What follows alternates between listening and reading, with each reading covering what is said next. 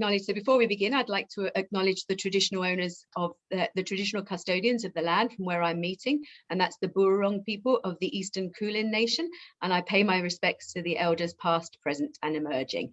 And then I'm going to pass over to Nikki, who will take it from there. Okay, great. And I'm going to do the same in a moment, but maybe I'll just start by letting you know who I am, and that helps me with the acknowledgement. So my name is Nikki Wilson, and I'm a nature writer and a journalist living here in Jasper. My family's had the privilege of living here for about 5 generations and being able to roam these valleys and mountainsides for most of my life. Though I left for a while to live in the Canadian North and some cities and other places, these mountains and rivers and lakes have eventually called me home. And how fortuitous, because I've got to spend time in the creative company of Paulette Dube. 5 generations really is not very long. Indigenous people have lived on this land for millennia. This is Treaty 6 and Treaty 8 land that we sit on here today, the traditional territories of the Beaver, Cree, Ojibwe, Simp, Stoney, and Métis. And Paulette and I are deeply grateful to the Indigenous people in our community who have been here, especially through crisis lately, using their valuable time and energy to educate us and to share their stories. And so we want to say a genuine and very real thank you to you for spending that time with us. All right. I would also like to start by saying thank you and showing my gratitude to Green Olive Press for publishing this beautiful work that's centered on Paulette's experience of the land and what it's taught her. In these sort of clickbait times, I think it's really important to support independent publishers, or we will lose them and the Jeff Bezoses of the world will run everything. And we certainly can't have that. Being able to hold this book in my hands and read it is certainly a balm for the soul. And so thank you to Green Olive Press for making this a reality for Paulette. Very much. This book will be available on Green Olive Press website and also on Amazon. It's not quite on there yet, but just check back in about a week and it will be up there. So in a moment, I'm going to introduce Paulette more formally, and then you'll listen to Paulette do some readings, and then Paulette and I are going to banter back and forth a little bit based on what comes up from those readings. That's going to go on for about 30 minutes. And then after that, we'll have a bit of a Q&A where you can fire up some questions, and you can do that in the chat or you can raise a hand. And if you're having trouble finding your raise a hand, just put it in the chat and someone will help you find that. But in the meantime, if the chat could just stay quiet until that point, that would be really great. All right, so I am honored to be sitting here by Paulette Dube. She's been a friend, colleague, and mentor for the better part of 2 decades. Years ago, when my desire to write was sort of overtaking my desire to be a biologist, I came to Paulette with 2 poems. And for the first poem, she said, "There's really something here, and I believe that you should continue with this, continue writing, see where it goes." So I did. And should I blame you for my writing career now? I don't know. So lucrative. Yeah. And to the second poem, I should tell you, she said, "Yeah, this is a bit dark. You don't want to spend too much time here or you might drink too much," which is also really valuable advice, right? And something I appreciate more and more as I get older. So, but that is Paulette, ferociously kind, fiercely supportive, and no bullshit, honest quality I very much appreciate in her, as do many people. Paulette is also very grounded, and sometimes it's easy to forget how accomplished she is. She came up under the mentorship of the great Canadian writer Timothy Finley. And when I first met her, he was still alive. Yep. And I remember going for a walk by the river, and she would pick up little gray stones with white quartzite lines around them and send them to him because he loved them and she loved him. Since then, she's gone on to be an award-winning author of 2 novels and 6 works of poetry. The 6th is the one we're celebrating tonight, The Deepest Part of the River Won't Freeze. And it's the 3rd in a trilogy of environmental writing. So the first one was called First Mountain. It came out in 2008. And the second was called Gates, and it came out in 2010. When you read Paulette's writing in any form, whether it's poetry or prose, you will notice it has a kind of aura. It's imbued with a type of magic that I imagine kind of travels from this warm, bright light down her arms and sort of onto the page or the computer. But I think you all know what I'm talking about. We're kind of cast under her spell as readers, whether we are walking beside her with angels or whether we're being stung by bees. In this community, she's really extended that light to the hundreds of students that she's taught. I can't tell you how many of them I've met that still talk about Madame as someone who is a real formative force in their lives. And she's extended this light and storytelling and sharing to the community at large. So what you feel when you read her words is truly an experience of the person she is, which is this marvelous, fairy-like, and sometimes cussing, but I love it, human being. Mostly cussing. So what I hope tonight is that those of you who don't Paulette get to know her a little better, and there are many of you that do know her well, and I'm sure you'll just enjoy celebrating her and this book. So I can't think of a better way to start than with one of Paulette's favorite poems. Now, before we go to the reading, is there anything you would like to say? Oh my God. You don't have to, we can just dive in, but I've talked a long time. I do want to say thank you very much as well to Caroline. And when I first approached her about the book, I really didn't think you would pick it up, honest to God. I just thought there's so much in the world that is strange and upside down, and nobody was publishing anything in Canada. Maybe just because my stuff wasn't very good, but no, it's not. It's really good. Yeah, it's true. And Caroline was just so open to the idea. And all I said was, let's make some sparkles between Australia and Canada, and we'll just get something going that nobody's ever thought of doing before. And she's like, yeah, let's do that.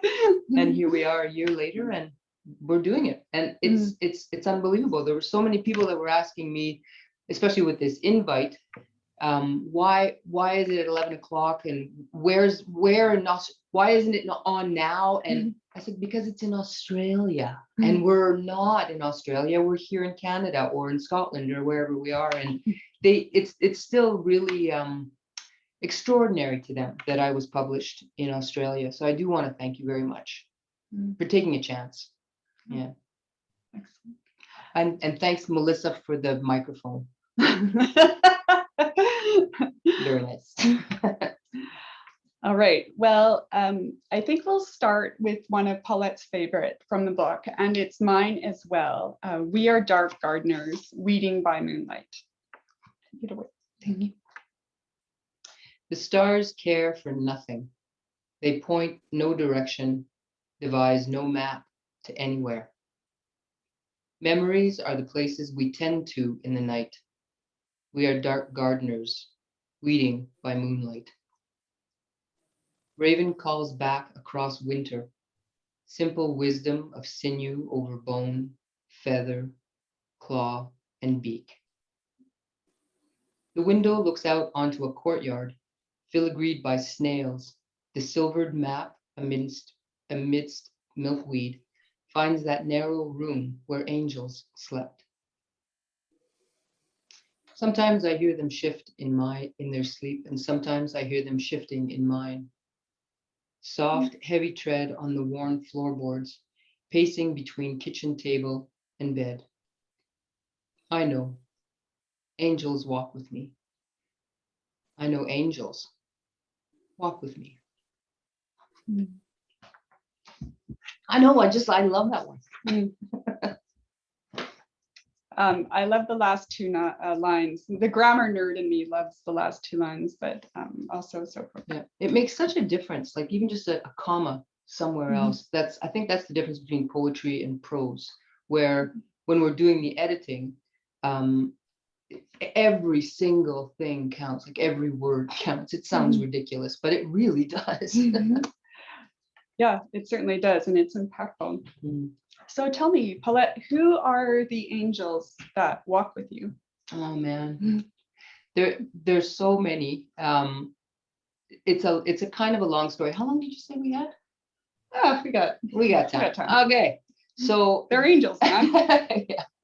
The angels in that particular piece, Raymond and I had gone to the Pyrenees in France or in Spain, and it was for a workshop that I was doing. And honest to God, there was a ghost that walked into the building where we were. It was an old converted barn.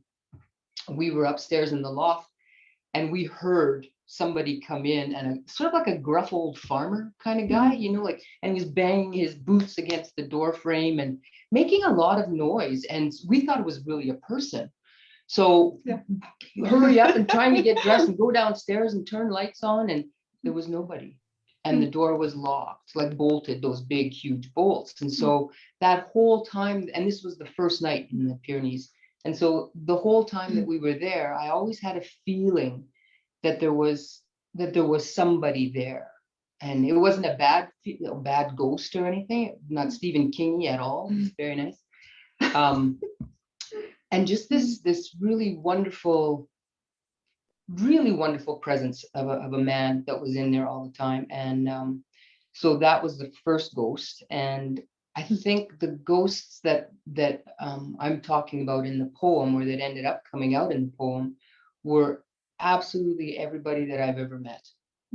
And whether it was for good or for bad, whether they were partners or not, or just like passing, everybody leaves a stain on us. And so I think about Tupperware, that the plastic with the leftovers and stuff. If you leave an onion in there for a long time, right, or even a week, it still smells for a really long time. So I think we're smarter than Tupperware, and anybody that touches us, we keep that stain or that perfume on us for a really long time, and those are the angels that follow us.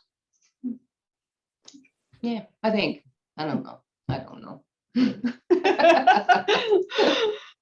Well, what's the image you get in your head when you read the line, "We are dark gardeners weeding by moonlight"? That is so evocative. I love that. I love that you like that. I'm just all goosebumpy.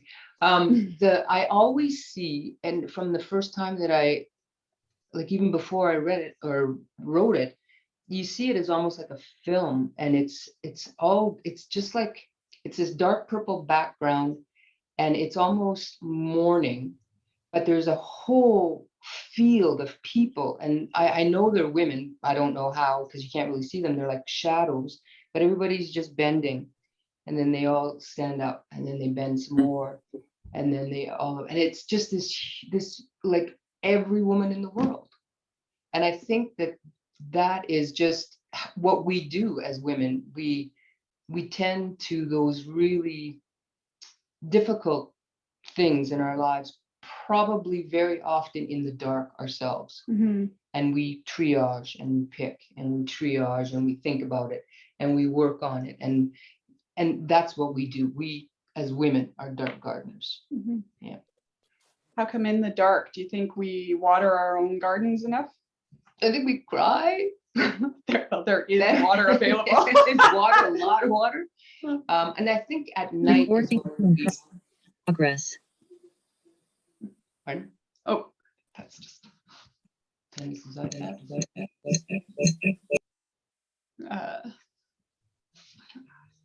Just keep talking. No, totally on. What? I asked you, do you think we water our own gardens enough? I think we do, but I think as well, it's always it's really lonely, and it's really by ourselves. So that's kind of difficult too. And it's nighttime, right? Like, I think, like in the book, I talk about a special place, very special place in Jasper called the Trail of Tears, and it's the fire road, right? And a lot of women from town go up that road when they need to water their garden, or when they need to think about things or cry on their own. And it actually surprised me and made me really sad, but then made me really happy, because it was like a club. And I thought, that's so sad that we can't, sorry, Raymond, but sometimes we just can't talk to our partners about stuff. And it's them that we're crying about, or whatever. And so we have found a way of taking care of ourselves and our garden. Yeah. And maybe there's something about being in a wild place that you're drawn to. Yeah. Sort of states. Yeah. And you don't have to worry about anybody walking in. Do you know what I mean? Like, yeah. Yeah. You're not crying in towels downstairs. You're outside, and you can just be outside and nobody can hear you. You can cry as much as you want, or yell or whatever. Yeah. Little screaming, never hurt anyone. One of the pieces that you have in the book is, well, it's a little bit, it's about love, a little bit back to the, women's roles and responsibilities, and about your son. Maybe this is a good place to do that reading and kind of continue talking about those themes. This one is called Water Cresting.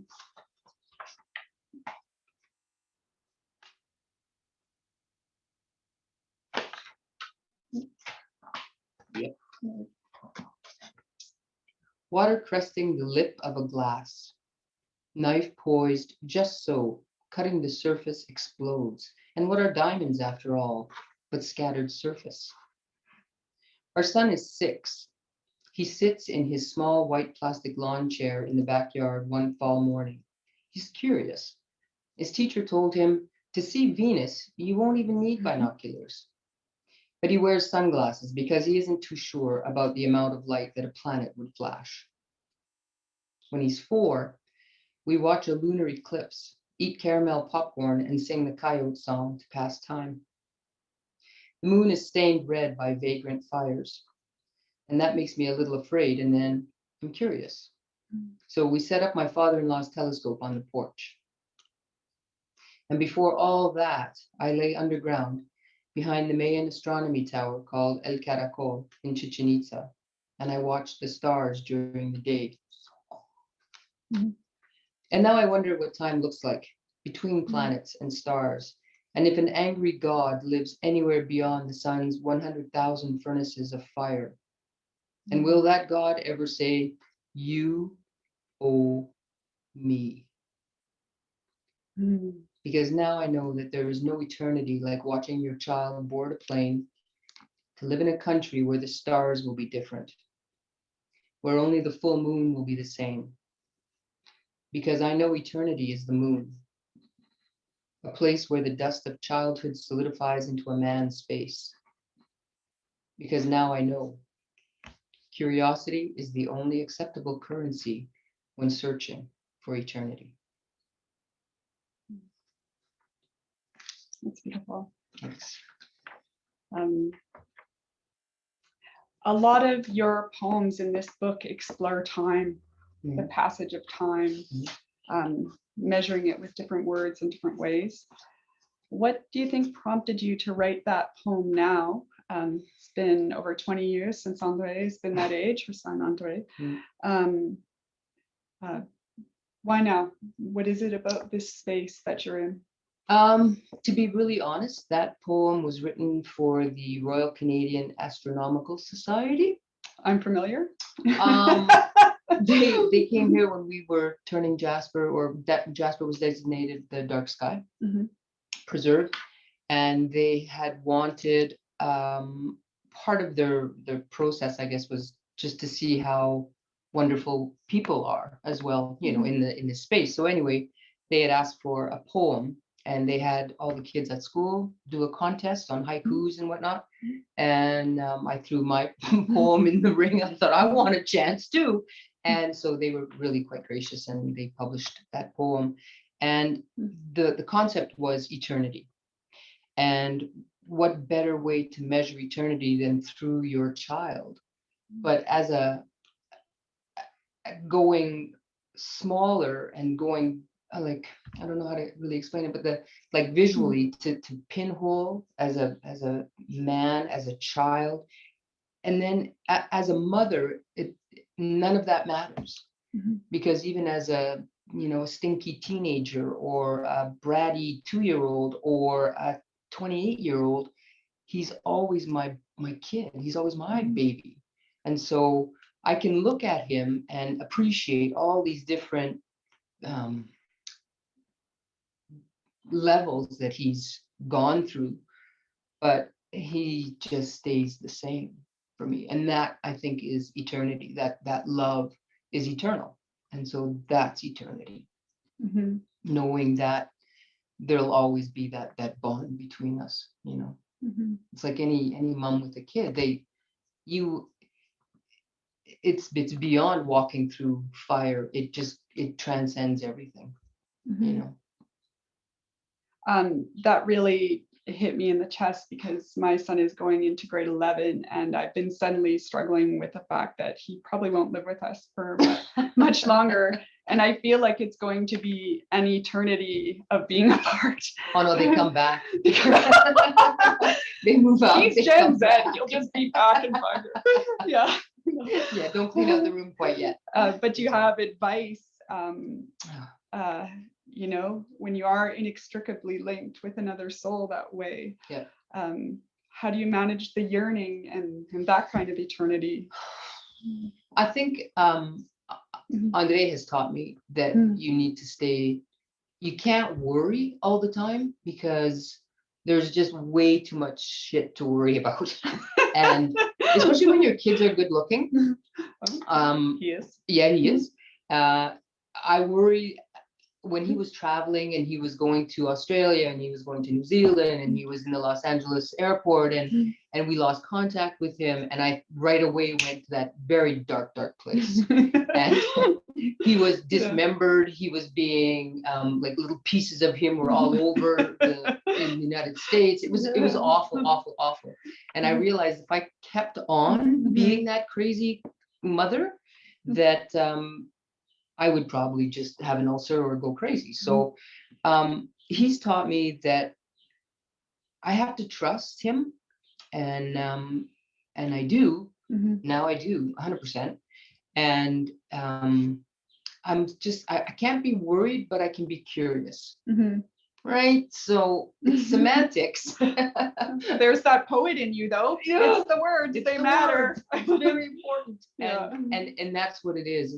It's trusting your kid, and not even that you did a good job raising them, because you never have done a good enough job. Swear to God. It feels like that. Yeah. But they in spite of us become the most beautiful human beings. Really. And I take no credit and I take no blame for, and he's wonderful just on his own, just like that. It's good. So don't worry, Dylan will be fine. Do you think, back to the way your examination of time, do you think you've experienced time differently when Andre was young, or even before Andre, and then, maybe his teen years and where you are now? Do you measure time against his development, and does it seem to move at different rates?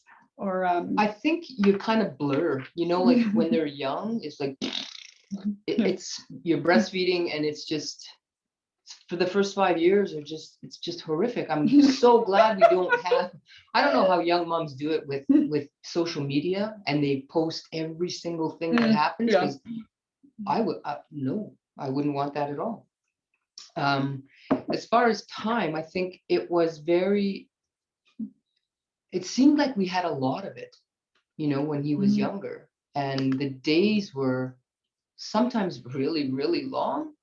But then the years started to go by really fast, and the days are long, but because of things that happen, and you want to stretch out that time. And if it's a good day, you're just like, oh, I want it to last a long time. And like when he comes back home or from a big trip or whatever, and it was fantastic to just to look at him. I was like, wow, oh, it's so cool. You're so cute. And and now the days are they're busy, and I'm not working and he's working, and that's fun. It's like, so see you later. Okay, what are you gonna do today? Nothing. Okay, bye. And it's enjoy work. Yeah. Yeah. And it's interesting to see how, as an adult, he's making his days and he's making a life. You know, it's really interesting. Really interesting. That's probably not what you asked, but sorry, that's what I answered. It's open-ended, man. It's fun. Sorry. And Andre, we're gonna make you put your camera on later, Yeah, and so we're gonna get everybody in can nice and see. tight. Yeah. Oh, I think Okay. he's gone. Oh, he's like. Well, I think maybe it's time for another reading. All And right. this piece I just found very kind of evocative. It's kind of like the. So I'm looking forward to hearing what you have to say about it. So let's start with Once in a While. Once in a while, I look back. The view has both relentless shadow and ferocious intent. There is no halfway now. We drink or we drown. It is a bit of a punch in the head, isn't it? Sorry. I didn't realize it was quite, yeah, it is. I'm feeling it. So, I mean, we drink or we drown. Yeah. So this also feels like another evaluation of time or experience or something. Nicely done. Can I have a gold star? Because that's how I operate. Sure. Thank you. Yeah, this for later. So I have to ask, what inspired this one? Oh, Jesus. You know those days when things are good, or when things are bad, when things are just like so much, and it's like you're drinking water or whatever, and it just you get so full, you either swallow it or you'll drown. And so you either drink or you drown, and that's misery or happiness or whatever is coming to you. It's not a choice. It is, because if you choose not to drink, you drown. So there's always, I think, for me anyway, there's a bit of a melancholy in my life, and so sometimes you can go to the dark side, where you think, well, oh well, but you can't. There has to be that ferocious, just the sadness has to be kept at bay. Like you take it in, you take it in, you take it in, and you drink it, and you drink it, and you drink it, and you refuse to drown. Right? So there's that really fine line where it's like, am I going to swallow one more time? And yes, you do. You really do. In Harry Potter, I do know. Yeah. when Dumbledore goes to the island and he has to drink the potion out of that big bassin to get the necklace out, I felt like that, where it was just like, I got to keep drinking, and it's horrible and it's terrible, but it's better than drowning. So we take it all in. Did you write that in the past couple of years? Yeah. Yeah. So is part of the frame for this, what we've all been experiencing, stress that's coming from I think that? so. I think because I'm not part of the world anymore, like I'm not working anymore, I have the great privilege of just watching everybody go about their business.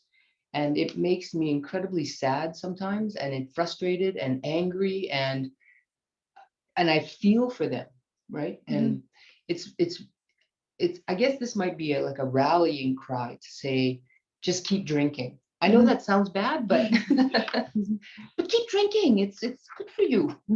And you won't, and if you keep swallowing, you won't drown.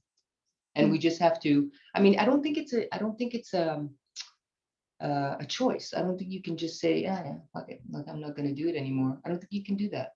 Not in this day and age. We just can't. We're all so very, very important. And I think this last couple of years has taught me that as well, is that human beings are ridiculously beautiful and incredibly bright and light. And when they're walking around, these little bobs of light, it's insane to think that one of them would just go out on purpose even, you know? So yeah, I think I don't think that we can afford to lose any more light in the world. Wow. That's it.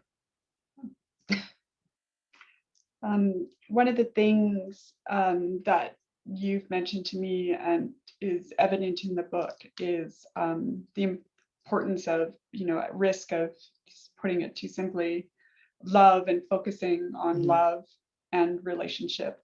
In this book, to me, comes across clearly as relationship to the land. But even when you're talking about the land, you're talking about your partnerships, your parent, your son, your friends.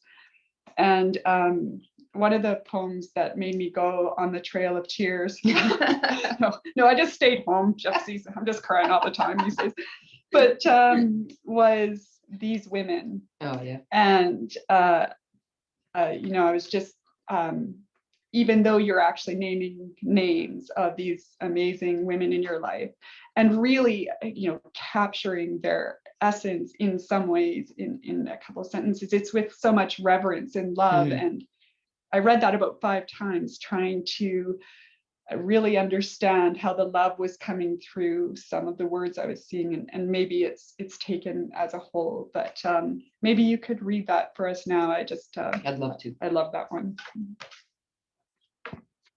This is actually, just to preface it, it's the longest thing I've ever written besides a novel. So it's ridiculously long. Sorry. No, not sorry. Not sorry. Have a drink. Bye. These women down the back alley. Lydia marshals her pink barrettes through fey white hair and yells at me from behind her caragana bush. Have some, take this. It's packages of moose liver, going to spoil soon. I gave some to Richard for his dog, but the dog, he says he don't like it. You take this. One needs ski poles to hike properly. Sheena and her dog Mac stalk the fire road. The Trail of Tears, as we call it. Until whatever sent her up there settles itself into a pair of shoes that she can use every day without flinching. That trail is 22 kilometers long. Lauren jogs her 10 kilometers along the river, pulls champagne from the cradle in her backpack, because life is to be lived. Nancy and Meyer sashay into the bar, roaring with laughter to slay the braggarts who hog the dartboard. And they win, because they only pretend to drink. Sandy and Vonna taught me this. If you want to hike with the big girls, don't use Kleenex. Carry a handkerchief. Ratty old long johns and a t-shirt are fine to sleep in at home, but in the backcountry, you want winter weight silk pajamas. And Sandy would give a stranger on the trail her last chocolate bar, even if she herself hadn't eaten all day and the stranger was still munching on a hot dog. And I walked down the back alley with Vicky, going home for lunch from school. She's riding her bike beside me. It's warm and it might rain. We comment on people's backyards, dilapidated sheds, new birds, pine pollen gilding the puddles, and whose caraganas have gone wild. Get to know her mom, who died of cancer when Vicky was 17. She tells me about her renovations and we trade carpenter names. I tell her my niece survived leukemia and that's why I'm shaving my head, to raise money for cancer research. And Raymond's mom has it now. We both have a little crush on Terry Fox. And Catherine is an organizer. She is responsible, not controlling. But at this point, I don't know that she sees the difference. There's Magda, who seemed sad when we talked about being retired and what will she retire from? She brought 3 boys to adulthood, and can you ever retire from being a mom? She's currently enrolled in the Science of Happiness and Environmental Sciences through a portal from Berkeley University for credit. Louise and I used to swim together, brown and white skins, flashing in sudden light, fractals on the surface, being useful, asked for, and cared about. She moved into a channel where I could not follow, and there's nothing for it. I swim for another shore, heave myself upon sharp rocks, drag through willow whips, leave behind sandalwood soap, vanilla beans, tobacco, and that pipe that she gave me. Marie Rose picks up the mucus-heavy, sniveling baby and kisses her forehead, surreptitiously makes it as her own. She holds that baby's ear to her own heart. The baby is allergic to milk, dehydrated, and this woman is no doctor. But she knows enough to hum the baby her own name, placing her here and now and loved, over and over again. The baby does not die.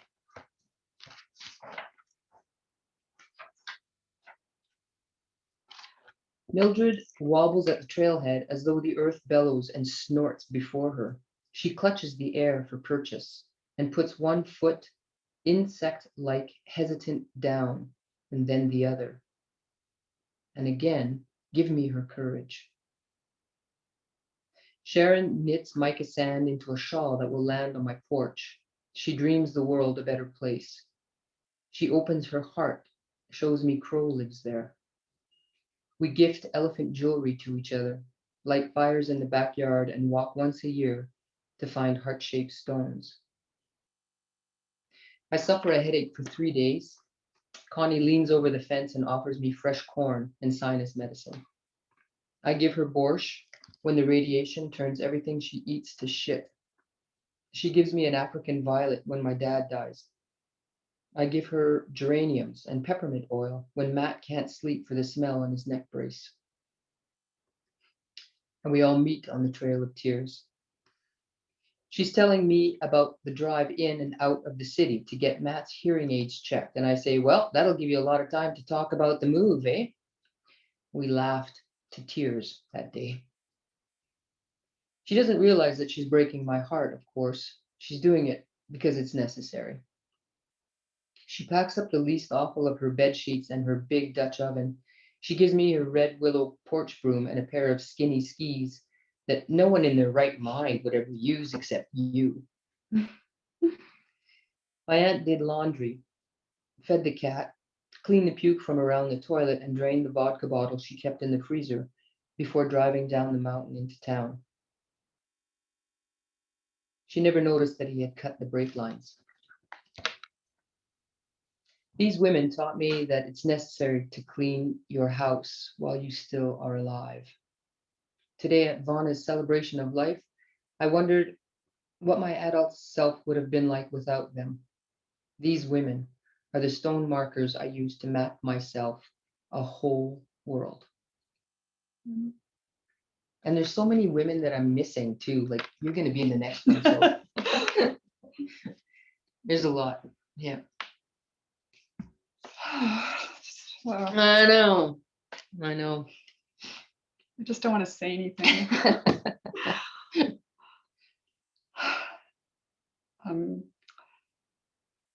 Yeah, it's just stunning, Paulette. Thanks. I think it's really tough. I started off with a really small one, and it was for Vicky, and she was at the same high school that I was at, and so we would walk home together at lunch, and we had a relationship at school, but it was colleagues, right? It was different. It was like professional, and then it was like down the back alley, and we started to trade carpenter names, which is very important in a small town. Like, who's a good carpenter, tight. Right? Yeah. Right. So there was all these little secrets back and forth that made us neighbors and then made us friends. And after Vana had passed, I was invited to her house, and the girls had opened up her bedroom, and we got to pick clothes and jewelry and stuff. It was heart-wrenching, and yet it was so much fun because we'd say, oh, I remember when she wore that dress, or I remember, she always had those berets, Yeah. and it was great. It was just great. And it was a beautiful way of remembering her. And it was all these women, and it was like a big pajama party for like old ladies. It was so great. And when I went back home, I started writing down all the women that surround me, because I always thought I was alone, like we have colleagues and we have workmates and we have all these things, but do we really have friends? And then as I started to write them down, I realized that I don't have friends like schoolgirl chums and things like that. This is like to the bone. These are women that would come to your house and bring borscht because you're having radiation therapy for breast cancer. Like these are, and they're not going to stay in chit chat. They're just bringing you the borscht or the geranium or whatever. And we don't have to, like, there's no, I don't know how to say, like the romance, it's just like you love this person and that's all there is to it. And you don't have to talk about it. You're just always there for them. And if they need you, they'll call you. And there's no shame. There's no social niceties, like we don't talk about weather and stuff. We talk about carpenters and we talk about things that are important. And we do, like, and that's like talking with you.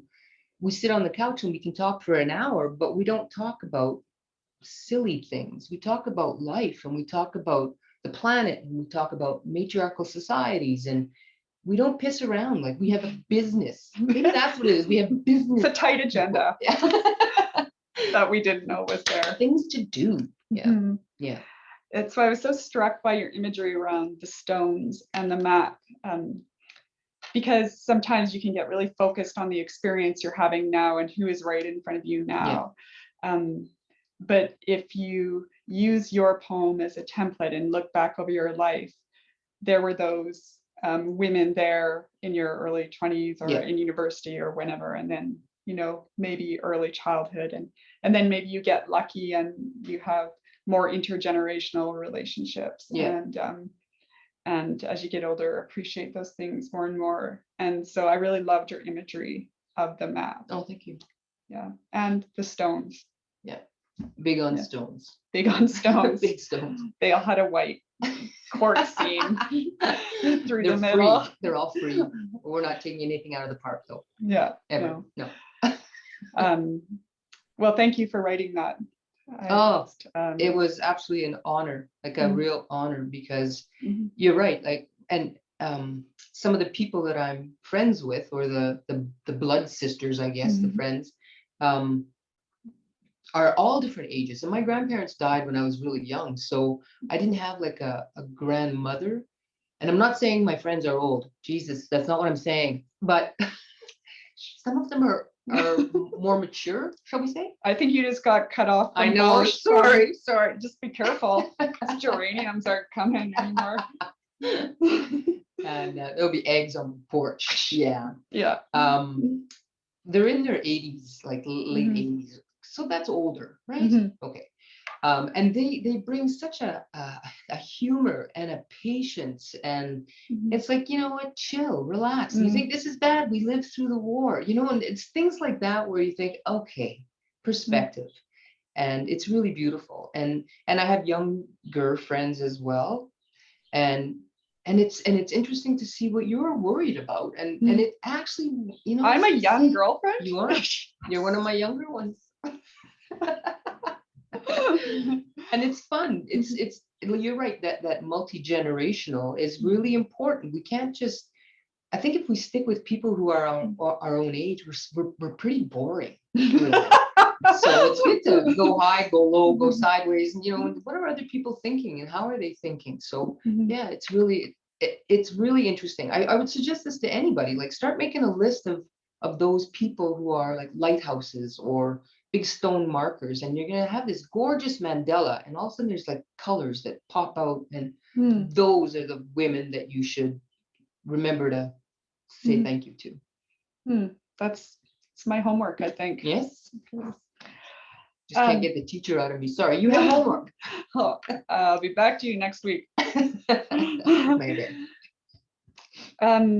Okay. I'm conscious of the time, and I think we'd like to do at least another reading. Okay.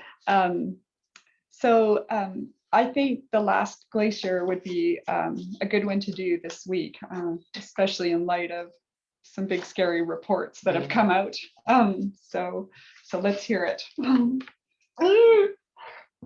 I don't mean this to be prophetic at all, but it's pretty close. This is the last glacier, leaving blue pockets of itself on mountaintops and in the hearts of those charged to protect such things. The last glacier dumps it all willy-nilly all over the valley bottom. Four-leaf clovers, spiders and roses, faces and stones, water, bees, a child's sock, caribou. Strewn about like the rubbish that's pulled from a drunk's pocket before the mayhem of rolling beds and nightmares takes over.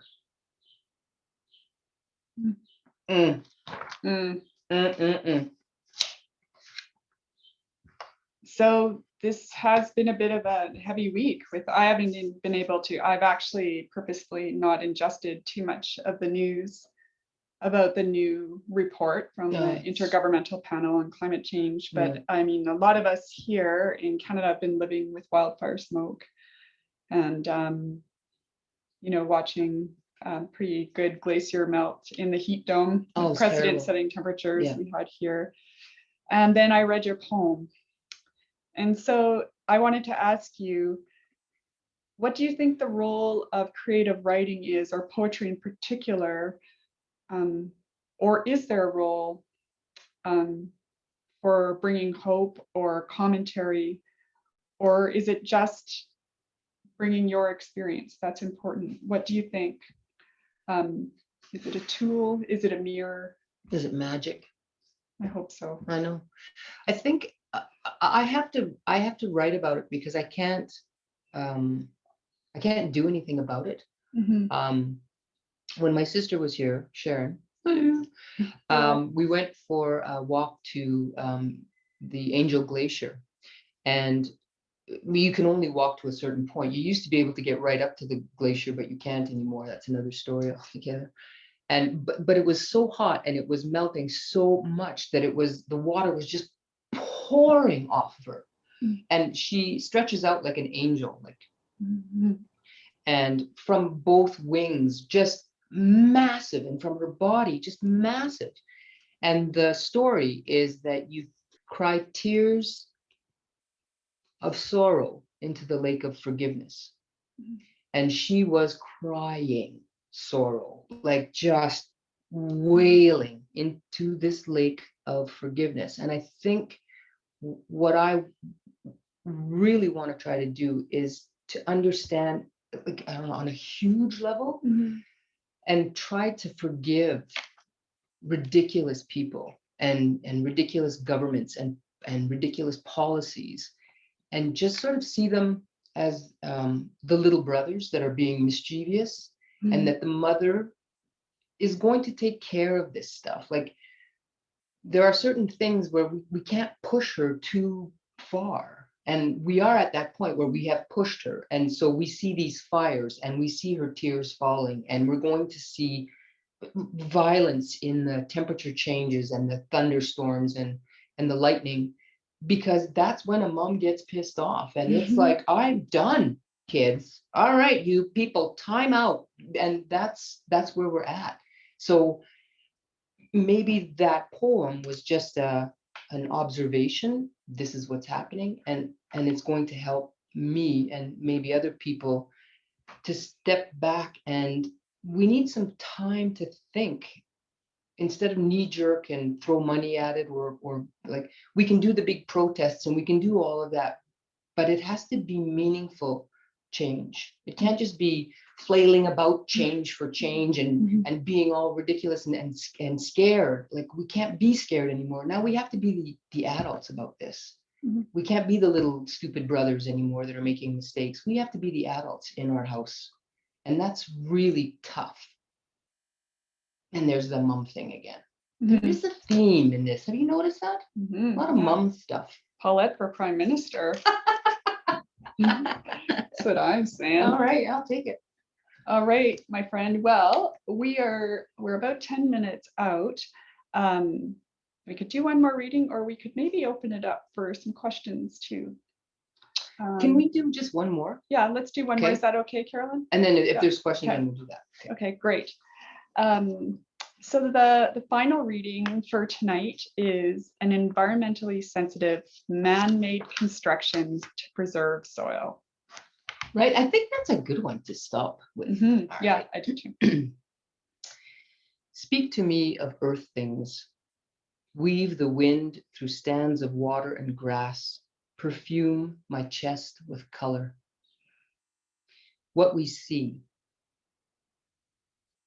A mix of aspen, poplar, willow, and spruce is wispy boreal vestige. Some see the windbreak as an environmentally sensitive man-made construction to preserve soil. We know it as the last tuft of sauvage. It's left to ring the field, an unconscious, subliminal homage to nature. There is a nest in the windbreak. Your strengths bind branches for shelter, while I throw snow as high as the walls will go. We lean into the wind and share the lead so our bodies do not tire, so we do not obscure the other's vision. Together, we eat storms and make shelter. Wind, break, nest. Mm.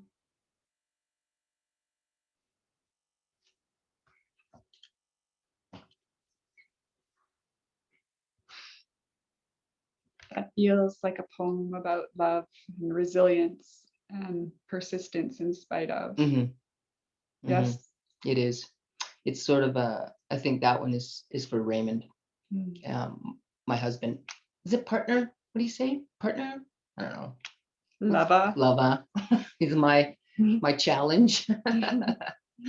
And it is, Mhm. after you've been married for a long time, you start to realize that Walt Disney love and you know, that romantic kind of love, it's lovely. It doesn't exist, and it's not what will sustain you. It's like eating candy floss every day for supper. You can't do it, you know, like you're gonna need some potatoes, you need the gravy, you need the meat, you need the stuff.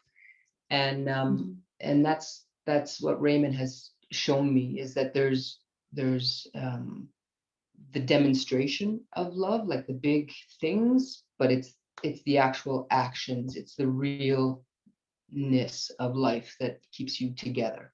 Mhm. And then you can survive anything. Wow. I loved the wind, break, nest. And I think that's a beautiful summary of a relationship. Sort of well lived.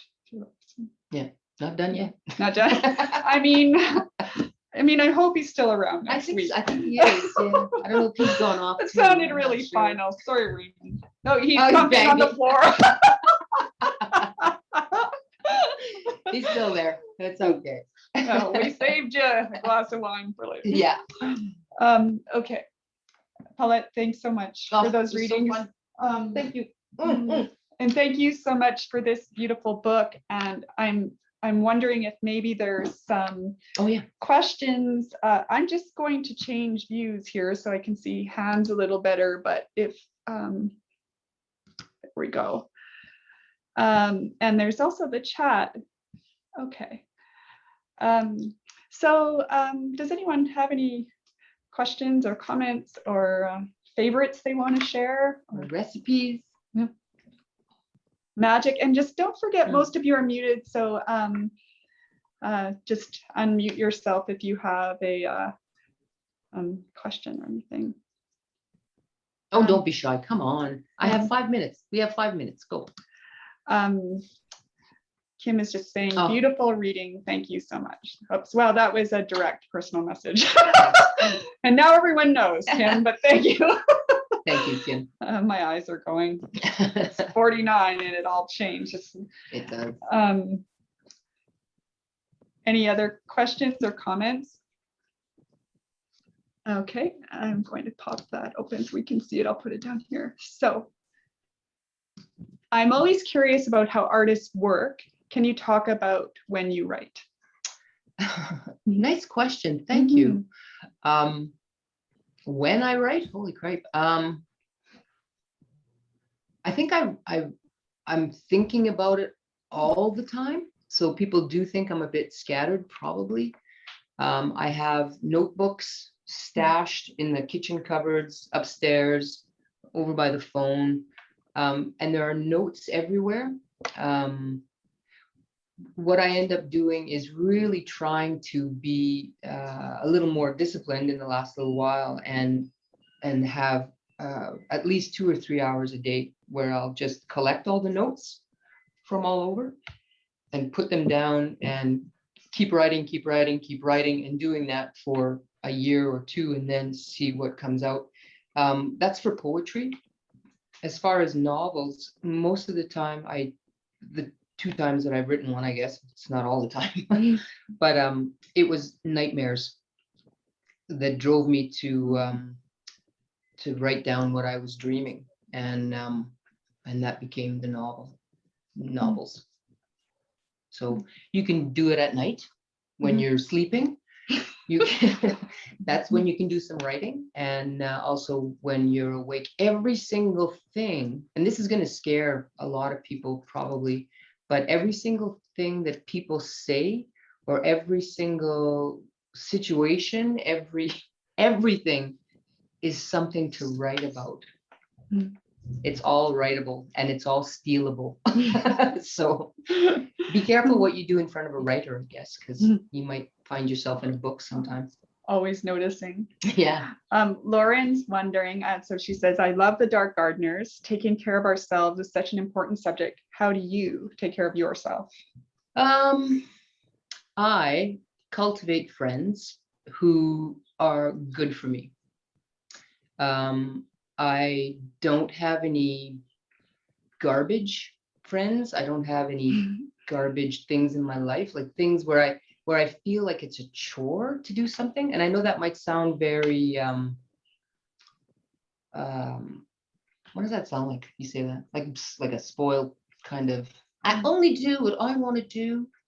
But I do, I want to surround myself with positive people who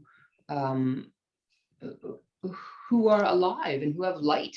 I don't want to get sucked into the darkness. I can see it, I understand it, I write about it, but I don't want to live there. Yeah, good advice. Yeah, and I sleep and I have naps, and that's very important. Napping, a Napping skill is awesome. You can teach me later. So Carla asks, is it ever tricky when you write about people you know in real life? I saw a few names come up today. It's super tricky, Carla. It is super tricky, and maybe this interview will look different tomorrow when my friends tell me about things. But I think so they're far, laughing. yeah, I think so far they're very. They know that they're going to show up in a book. This one was a little more in their face because I did not change their names. I was going to. I was so tempted, and then I thought, no, you know what? These chicks, they deserve to have their name. And so yes, hi guys, and thank you. Sorry about that. And it wasn't shitty, right? Like it wasn't like bad stuff. So I think it was okay. This is a really great question. I think it's Eileen, and my apologies if I'm not reading that right. I'm in trouble seeing. Yeah, it is. Okay, good. Thank you for the readings and discussion. Paulette, I know you are a francophone. Oh. Can you comment a little on your relationship with language? Why do you choose to write poetry in English? Because, oh, Eileen, hi. There, she just popped up over there. Right.